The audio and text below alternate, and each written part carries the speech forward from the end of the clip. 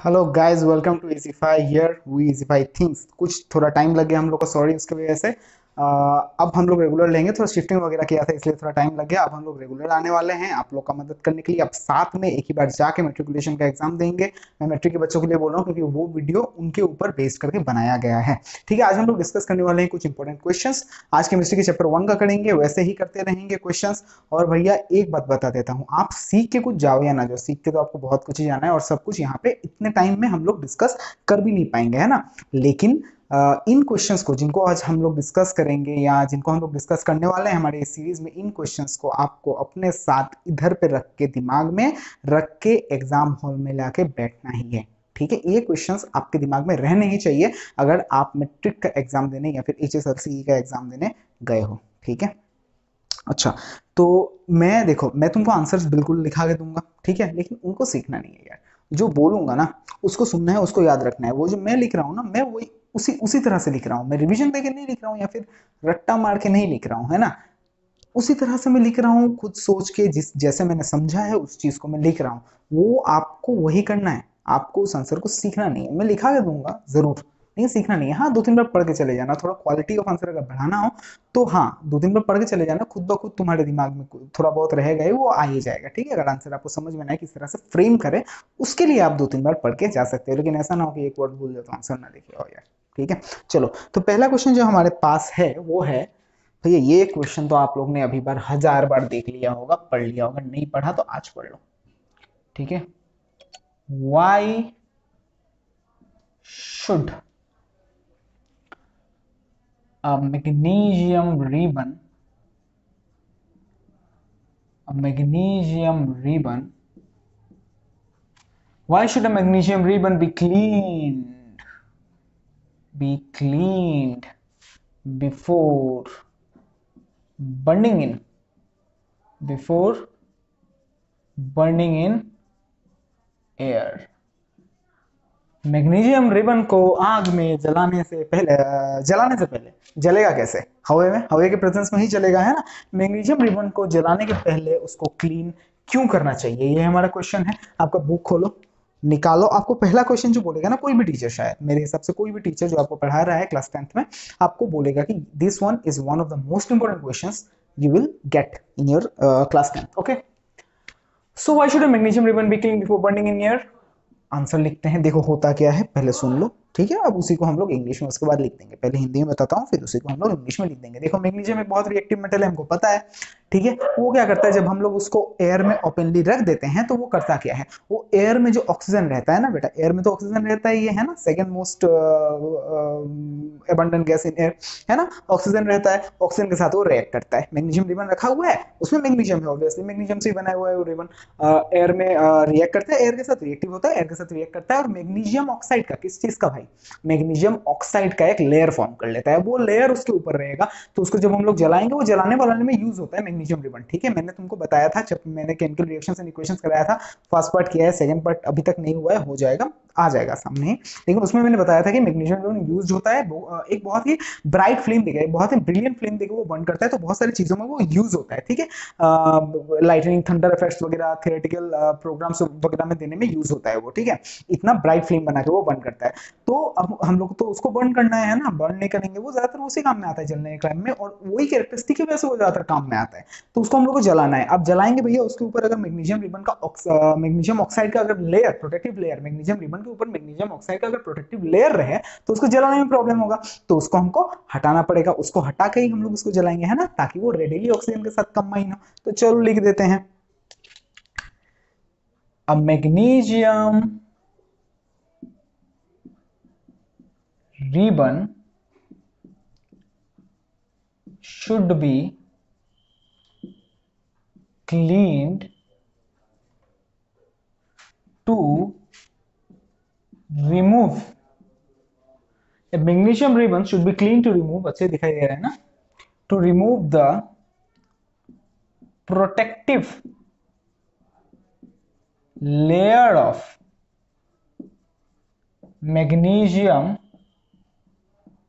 oxide, to remove the protective layer of magnesium oxide. ठीक है, on its surface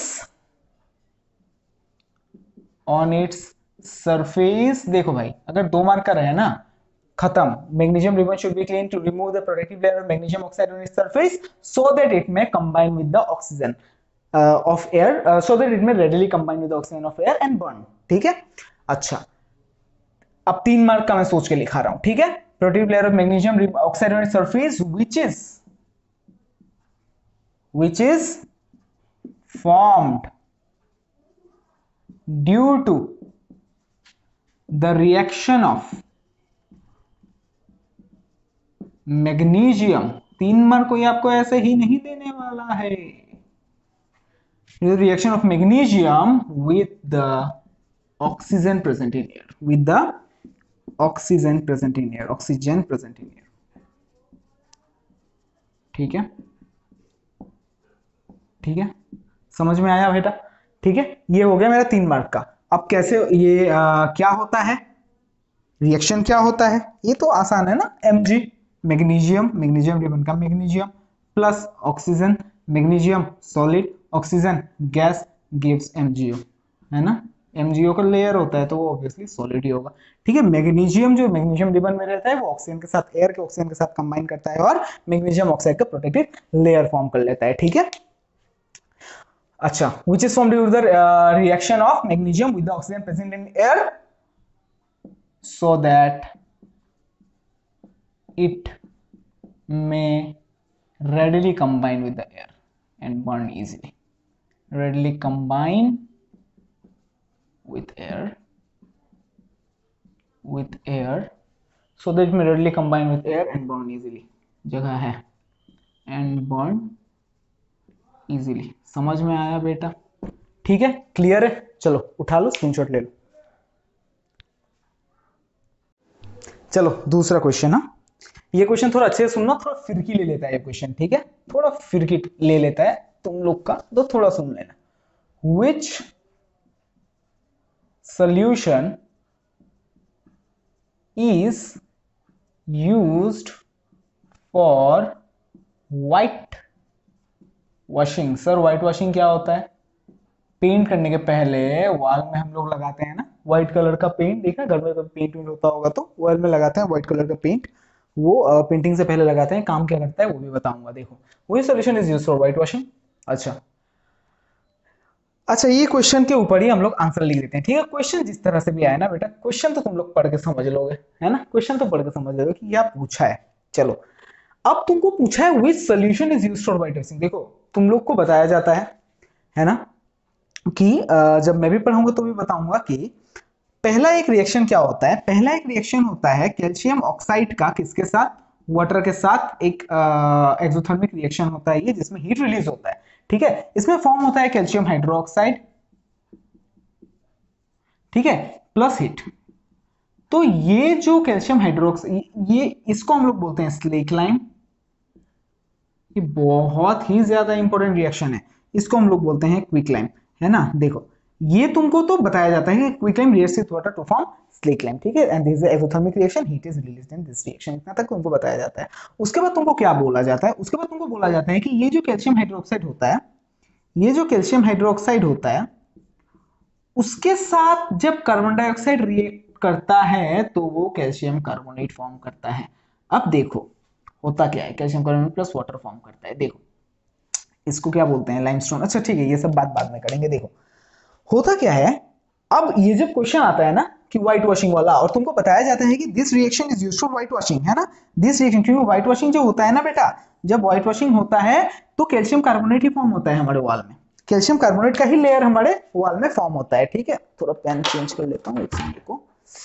देखो, calcium carbonate का ही layer form होता है हमारे वॉल में जब व्हाइट वॉशिंग होता है। तो ये क्वेश्चन पढ़ते ही हम लोग लिख देते हैं calcium hydroxide is used for white washing. नहीं, तुमको क्वेश्चन क्या पूछा गया है तुम देखो एक बार। ठीक है, इसको रब करता हूं, फिर से लिखेंगे, इस आंसर में लिखेंगे। ठीक है, देखो तुमसे पूछा क्या गया है? तुमसे पूछा गया है which solution is used for white washing.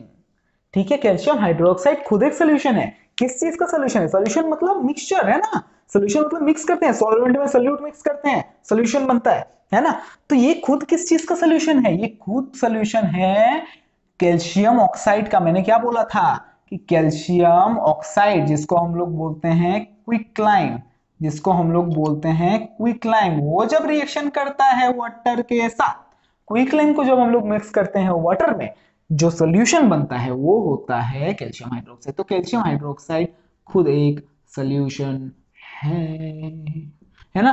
तो इधर हम लोग का आंसर क्या होगा बेटा, किस चीज का सोल्यूशन यूज होता है व्हाइट वॉशिंग में, कैल्शियम ऑक्साइड का सोल्यूशन यूज होता है, not calcium hydroxide. Okay, calcium oxide का सोल्यूशन यूज होता है व्हाइट वॉशिंग में। और फिर जब यही कैल्शियम ऑक्साइड, यही कैल्शियम हाइड्रोक्साइड जो हमको मिलता है कैल्शियम ऑक्साइड और वाटर के रिएक्शन के बाद, ये कैल्शियम हाइड्रोक्साइड जब एयर में प्रेजेंट CO2 के साथ रिएक्ट करता है, हम लोग वॉल में लगाते हैं इसको, ये एक सोल्यूशन रहता है, इसको हम लोग वॉल में लगाते हैं। इसको वॉल में लगाने के बाद हमको क्या मिलता है, कैल्शियम कार्बोनेट मिलता है प्लस वाटर। वाटर तो अच्छा छोड़ो, वो सूख जाएगा। कैल्शियम कार्बोनेट मिलता है जिसको हम लोग लाइमस्टोन भी बोलते हैं।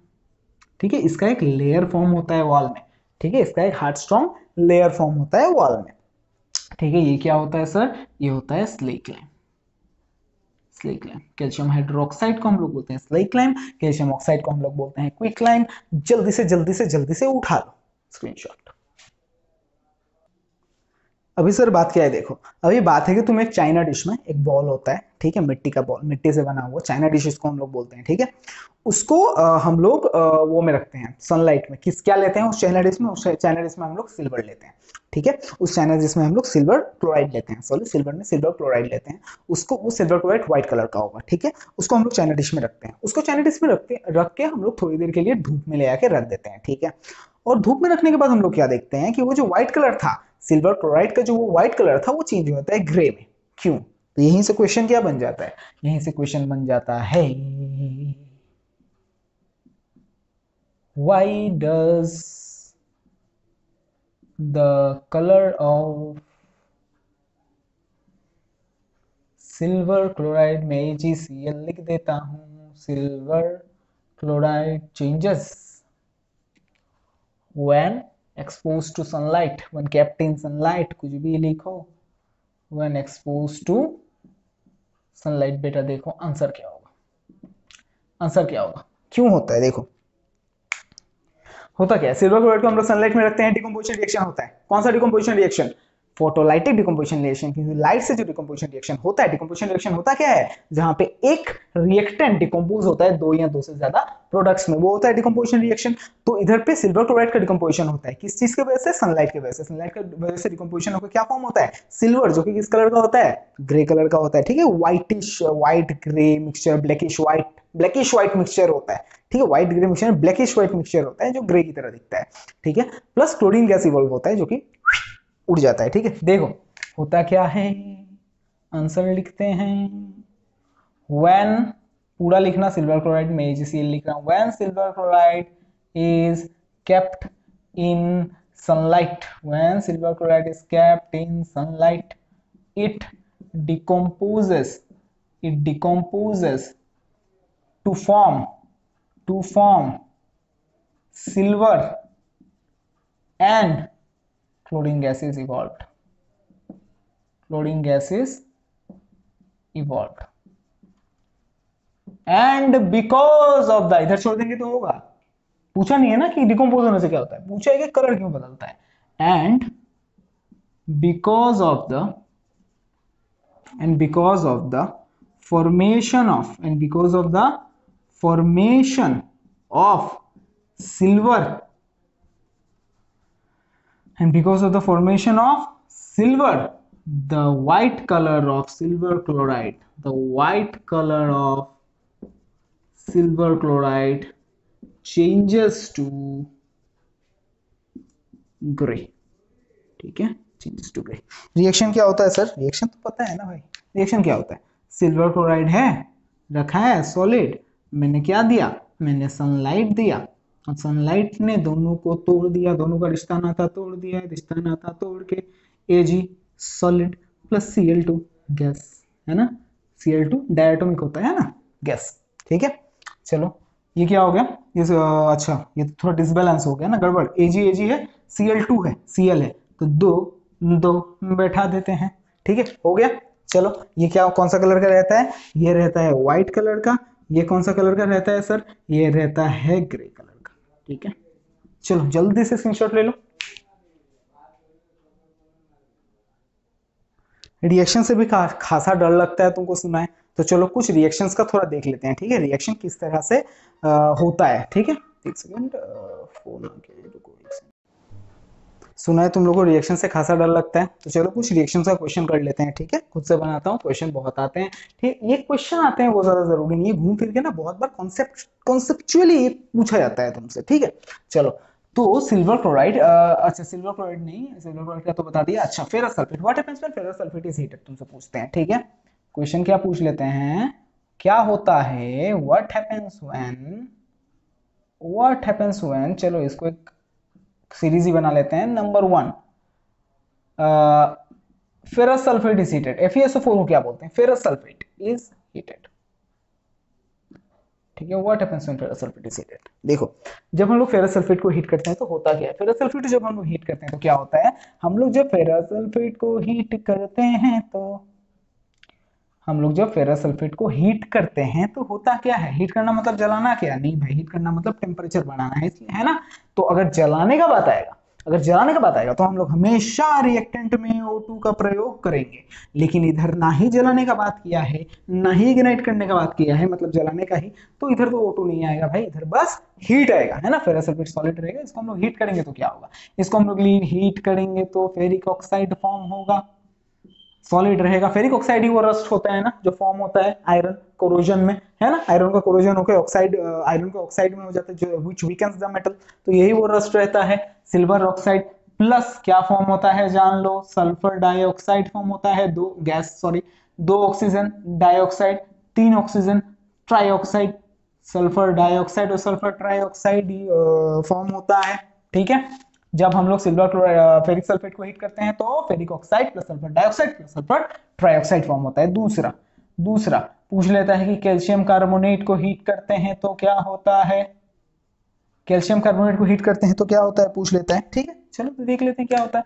जब हम लोग कैल्शियम कार्बोनेट को हीट करते हैं तो कैल्शियम ऑक्साइड फॉर्म होता है, ठीक है? कैल्शियम कार्बोनेट को जब हम लोग हीट करते हैं तो कैल्शियम ऑक्साइड फॉर्म होता है और कार्बन डाइऑक्साइड गैस फॉर्म होता है, ठीक है? कैल्शियम ऑक्साइड फॉर्म होता है plus carbon dioxide gas form होता है, ठीक है? ठीक है। अच्छा, और एक था, हाँ, और एक क्या था, और एक था तुम्हारा, जब लेड नाइट्रेट जब हीट होता है तो क्या होता है? Lead nitrate is heated, lead nitrate जब हीट होता है तो क्या होता है? जब लेड नाइट्रेट हीट होता है सर, जब लेड नाइट्रेट हीट होता है, सेम ना, ये सब हीट हो रहे हैं, ये सब मेटल जब हीट हो रहे हैं, ठीक है, मतलब सॉल्ट जब हीट हो रहे हैं तो क्या हो रहा है? इनका ऑक्साइड फॉर्म हो रहा है ना, आयरन का आयरन ऑक्साइड फॉर्म हुआ, कैल्शियम का कैल्शियम ऑक्साइड फॉर्म हुआ, मतलब calcium carbonate calcium oxide form हुआ, आयरन सल्फेट का ferrous sulphate ferric oxide form हुआ। तो लेड नाइट्रेट का क्या फॉर्म होगा सर? लेड नाइट्रेट का लेड ऑक्साइड फॉर्म होगा, लेड नाइट्रेट का लेड ऑक्साइड फॉर्म होगा, प्लस नाइट्रोजन डाइऑक्साइड फॉर्म होता है, ठीक है? इसके फॉर्मेशन की वजह से ये रिएक्शन इंपॉर्टेंट हो जाता है। क्यों? मैं बताता हूं, अब भी बताता हूं, थोड़ा रुको। नाइट्रोजन डाइऑक्साइड फॉर्म होता है प्लस ऑक्सीजन फॉर्म होता है, ठीक है? ऑक्सीजन गैस फॉर्म होता है। ये क्या होता है, देखो, ये जो नाइट्रोजन डाइऑक्साइड रहता है ना, या फिर नाइट्रस ऑक्साइड इसको भी बोलते हैं, जो नाइट्रोजन डाइऑक्साइड रहता है वो ब्राउन फ्यूम रहता है, ठीक है? ब्राउन फ्यूम रहता है। तो ये एक रिएक्शन का कैरेक्टरिस्टिक भी हो गया, ठीक है? इस रिएक्शन का ये कैरेक्टरिस्टिक भी हो गया, ब्राउन फ्यूम मतलब धुआं निकलता है जो ब्राउन कलर का निकलता है, ठीक है? ये ब्राउन कलर का गैस रहता है, ठीक है? ये येलो बोल सकते हो, एग्जैक्ट नॉट एग्जैक्ट येलो, ठीक है? थोड़ा डल येलो रहता है, ठीक है? अच्छा, ये this one is not important, ये इंपॉर्टेंट है, ठीक है? ब्राउन फ्यूम होता है, ठीक है? बुक में अच्छे से मेंशन किया हुआ है, तुम लोग भी अच्छे से मेंशन करके देना अगर एग्जाम में आए तो, ठीक है? चलो स्क्रीनशॉट ले लो या फिर लिख लो। सर नेक्स्ट क्वेश्चन जो बनता है वो है, why does the color of copper sulfate CuSO4 changes, copper sulfate solution changes when iron nail is dipped in it, copper sulphate का सोल्यूशन एक जार में रखा हुआ है, ठीक है? ब्लू कलर का रहता है, जान लो, copper sulphate solution blue colour का रहता है, उसको हम लोग ब्लू विट्रियोल भी बोलते हैं, ठीक है? कॉपर सल्फेट सोल्यूशन जार में रखा हुआ है, आयरन नील कील को मैं दिखाता हूं, अभी दिखाता हूं, सामने था मेरे, देखो हाँ ये देखो आयरन नील, ठीक है, आयरन नील को लेके कॉपर सल्फेट सोल्यूशन में ढाल दो, आयरन नील, ठीक है। आयरन नील को लेके कॉपर सल्फेट सोल्यूशन में ढाल दो, क्या हो जाएगा, कलर चेंज हो जाएगा, किस कलर में, लाइट ग्रीन कलर में। क्यों, लाइट ग्रीन कलर रहता है आयरन सल्फेट का या फिर फेरस सल्फेट का सोल्यूशन, ठीक है। आयरन कॉपर सल्फेट, वो जो सल्फेट होता है ना वो आयरन के साथ आके चिपक जाता है, ठीक है। आयरन का एक्सचेंज होता है, एक्सचेंज नहीं होता है, बस एक ही तरफ लेता है, ठीक है। तो ये डिस्प्लेसमेंट हो गया है ना, आयरन का डिस्प्लेसमेंट हो जाता है। तो सल्फेट वाला जो आयरन रहता है वो आके आयरन के साथ चिपक जाता है, आयरन डिस्प्लेस कर देता है कॉपर को अपने उसके सोल्यूशन से। क्यों, क्योंकि iron is more reactive than copper, है ना, copper, copper, iron is more reactive than copper, क्या बोल रहा हूँ यार, कॉपर, ठीक है। देखो the colour of copper sulphate, ये लिख देना पूरा, ठीक है। जब थ्योरी लिखोगे तो थ्योरी लिखना, copper sulphate solution changes when iron nail is dipped in it because iron displaces copper from copper sulfate solution to form a light green solution of iron sulphate, ठीक है। आयरन सल्फेट लिखना, मैं अभी ऐसे लिख रहा हूँ, फॉर्मूला लिख रहा हूँ, ठीक है, केमिकल फॉर्मूला लिख रहा हूँ, आयरन सल्फेट लिखना। तुम होता क्या है, कॉपर सल्फेट रहता है, ठीक है, सोल्यूशन रहता है मतलब एक्वस, प्लस आयरन डिप होता है, आयरन डिप करते हो मतलब सॉलिड, वो क्या करता है, कॉपर को डिस्प्लेस कर देता है उसके सोल्यूशन से, और क्या का सोल्यूशन फॉर्म कर देता है, आयरन सल्फेट का सोल्यूशन में ही रहता है ना, मतलब aqueous plus copper, plus copper, ठीक है, ठीक है सर, समझ में आया सर, ठीक है। चलो तो ये इसका कलर रहता है ब्लू, इसको हम लोग ब्लू विट्रियोल भी बोलते हैं, इसका रहता है लाइट ग्रीन, इसको हम लोग ग्रीन विट्रियोल भी बोलते हैं, लाइट ग्रीन विट्रियोल नहीं बोलते हैं, ग्रीन विट्रियोल ही बोलते हैं, ठीक है। लिख देता हूं, याद रहेगा, एक्स्ट्रा नॉलेज दोस्त के सामने अकड़ दिखा पाओगे, है ना। चलो स्क्रीनशॉट। सर उसके बाद तो आ गया one of the most important question, ये हो गया what is the balance chemical equation, why should the balance chemical equation be balanced, why should the chemical equation be balanced, okay. So question क्या है, what is a balanced chemical equation, why should a chemical equation be balanced, okay. Sir देखो हम लोग ने एक law पढ़ा था जो एंटोनियो लेवोइजियर ने दिया था, वो लॉ क्या है, वो लॉ है 9 में पढ़ा था, law of conservation of mass, ठीक है।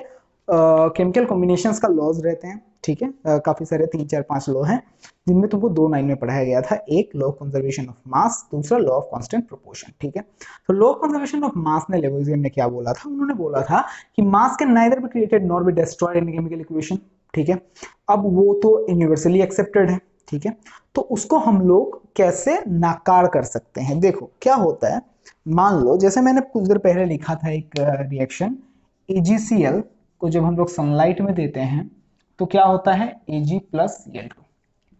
अब इधर होता क्या है सर, इधर होता है जो AgCl का मास रहता है ना, AgCl में एक Ag है और एक Cl है, ठीक है। एक Ag का मास जो रहेगा, मान लो 2 किलो पकड़ लेता हूं मैं, ये बिल्कुल नहीं होता है ऐसे, बिल्कुल नहीं लिखते हैं, मैं तुम लोग को समझाने के लिए लिख रहा हूँ, ठीक है। 2 किलो, और एक क्लोरीन का मान लो 4 किलो, ठीक है, कुछ भी बोल रहा हूं मैं, ठीक है, एक क्लोरीन का 4 किलो, तो सर रिएक्टेंट का मास कितना हुआ, रिएक्टेंट का हो गया 6 kilo sir, 2 + 4 6 kilo.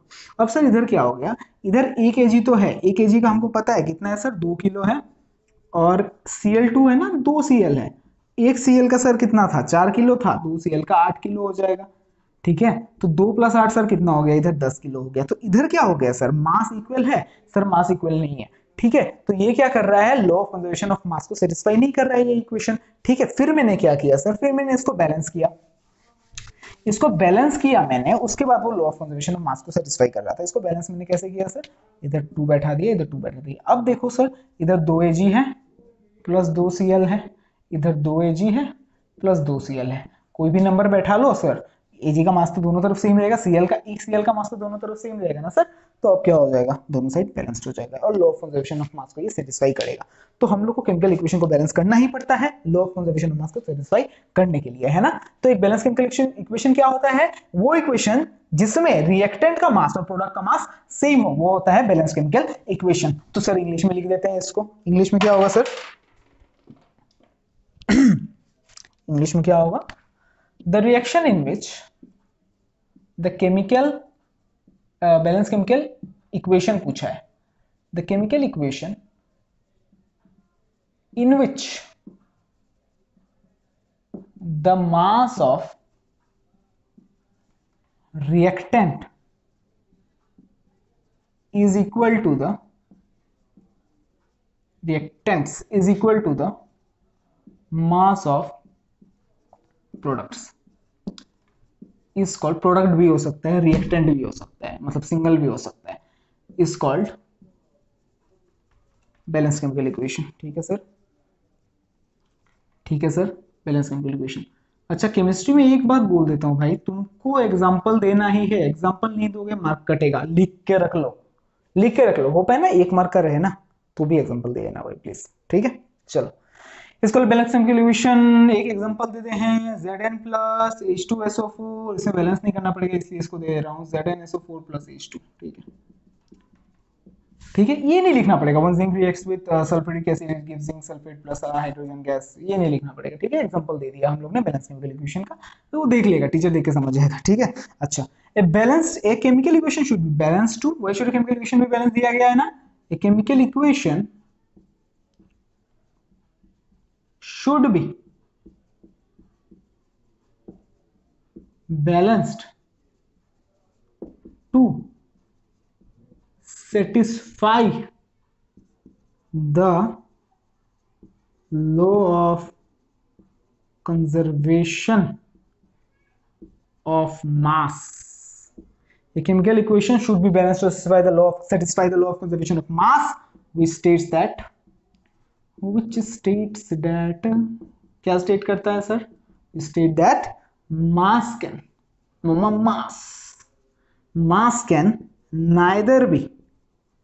neither be created nor destroyed in a chemical equation. Sir जल्दी जल्दी उठा लो या फिर जल्दी स्क्रीनशॉट ले लो। चलो सर नेक्स्ट क्वेश्चन हमसे पूछा है what is the precipitation reaction. देखो इसमें एग्जांपल देने को नहीं बोला है, लेकिन हम लोग एग्जांपल देंगे, है ना। देखो प्रेसिपिटेशन रिएक्शन होता क्या है, एक ऐसा रिएक्शन जब एक केमिकल रिएक्शन हो रहा है, ठीक है, अचानक से एक इनसॉल्युबल प्रेसिपिटेट उस केमिकल इक्वेशन में निकला, प्रोड्यूस होकर जाके उस सॉल्यूशन के नीचे बैठ गया, ठीक है। उस जो इक्वेशन जो केमिकल रिएक्शन हो रहा है उसका जो सॉल्यूशन के नीचे वो जाके बैठ गया, सॉल्यूशन के बीच में होगा ना रिएक्शन, उसके नीचे वो जाके बैठ गया, ठीक है। तो वो हो गया मेरा precipitate, the insoluble solid formed in chemical equation, ठीक है, केमिकल रिएक्शन, ठीक है। तो चलो लिख लेते हैं इसको, the reaction in which the reactions in which and insoluble solid called precipitate, उस सॉलिड को हम लोग क्या बोलते हैं, precipitate, is formed is called precipitation reaction, formed which suddenly separate from the solution, which suddenly separates from the solution and settles at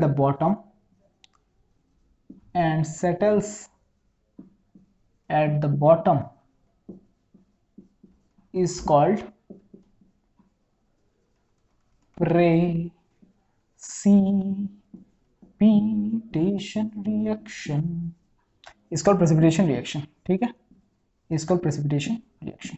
देखो ठीक है, अब देखो प्रेसिपिटेशन रिएक्शन क्या है, reaction in which insoluble solid called precipitate is formed suddenly separates from the solution and separates at the bottom, it's called precipitation reaction। एक insoluble solid जो chemical reaction में फॉर्म होता है और सडनली वो produce होता है और रिएक्शन के नीचे आकर सेटल हो जाता है क्योंकि वो इनसोल्युबल रहता है। ठीक है, चलो एग्जांपल दे देते हैं, कुछ एग्जांपल दे देते हैं, कुछ एग्जांपल क्या, 2 एग्जांपल दे रहा हूं अभी, याद रहेगा। ठीक है, अच्छा KCl प्लस NaNO3 मतलब जब पोटेशियम क्लोराइड के साथ तुम सोडियम नाइट्रेट को रिएक्ट करवाओगे, क्या होगा सर, जब पोटेशियम क्लोराइड के साथ sodium nitrate, potassium sodium AgNO3, ठीक है, जब तुम पोटेशियम क्लोराइड के साथ सिल्वर नाइट्रेट को हीट करवाओगे सर क्या होगा, जब तुम पोटेशियम क्लोराइड के साथ सिल्वर नाइट्रेट को हीट करवाओगे तो डबल डिस्प्लेसमेंट रिएक्शन होगा। ठीक है, लेन देन होगा, इधर लेन देन होने के बाद क्या होगा सर, लेन देन होने के बाद पोटेशियम नाइट्रेट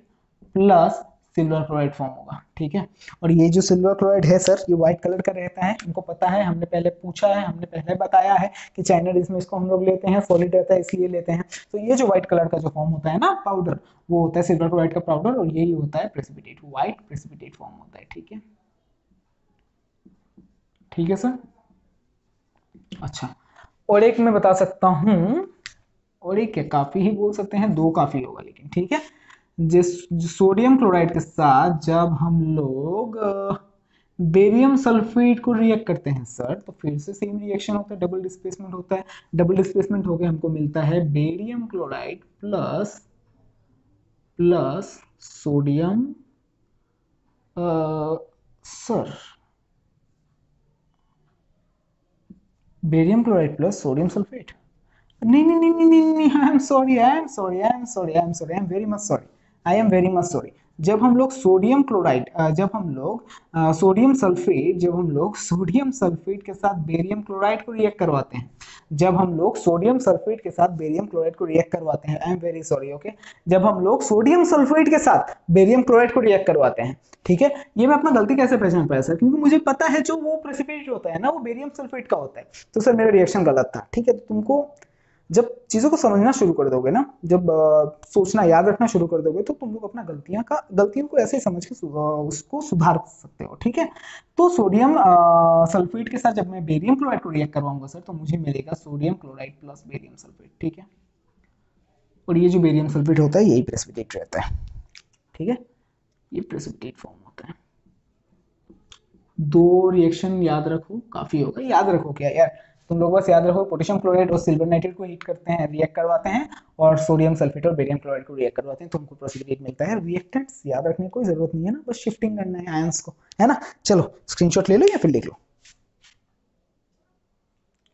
चलो थैंक यू गाइस, आज के लिए इतना ही। ठीक है, थोड़ा सपोर्ट कीजिए प्लीज, और ऐसे ही हम लोग वीडियोस लेके आते रहेंगे, इंपॉर्टेंट वीडियोस का मैं सीरीज एक चलाऊंगा श्योरली। ठीक है, इंपॉर्टेंट वीडियोस लेके आते रहेंगे तुम्हारे एग्जाम तक। वीडियोस को देखना अच्छे से, जो भी क्वेश्चन उधर डिस्कस होंगे अच्छे से उनको याद करके जाना, उनको समझ के जाना, और ऑब्वियसली एक्स्ट्रा तो तुमको करना ही है ये सब, बस मोस्ट इंपॉर्टेंट, और क्या मोस्ट इंपॉर्टेंट कैटेगरी में उनको तुम अपने कॉपी में अलग से लिख सकते हो, मोस्ट इंपॉर्टेंट क्वेश्चंस होंगे और इनको तुम अच्छे से याद करते देना, एग्जाम में इधर पे लेके जाना है इनको। ठीक है, इधर पे लेके जाना है, इधर पे नहीं कि कोई बोले और मैं उगल दूं, वो ऐसे नहीं, इधर पे लेके उनको जाना है। ठीक है, और बहुत सारे उससे रिलेटेड क्वेश्चंस भी बहुत सारे तुम्हारे सॉल्व हो जाएंगे। ठीक है, thank you, subscribe to Easyfy and please support us.